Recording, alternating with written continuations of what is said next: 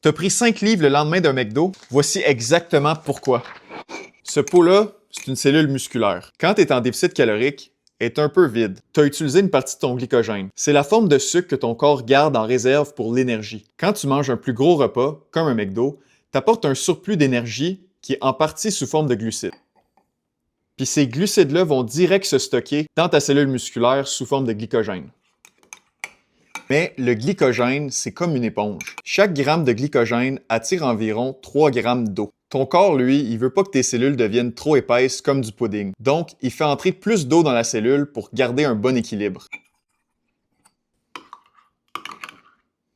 Résultat, ton muscle se gonfle d'eau, ton poids augmente, mais t'as pas nécessairement pris de gras. T'as juste rechargé tes batteries pour ton prochain entraînement. Puis quand tu reprends ton déficit calorique, le glycogène que tu as accumulé te sert de carburant. Puis le poids en surplus d'eau repart avec. Pour ça que si tu reviens à ton plan initial, le poids descend tout seul dans les jours qui suivent. Fait que non, un McDo, ça t'a pas fait prendre 5 livres de gras. T'as juste rechargé tes réserves d'énergie, puis il y a beaucoup d'eau qui est venue avec. Suis-moi si tu veux mieux comprendre la nutrition puis atteindre tes objectifs.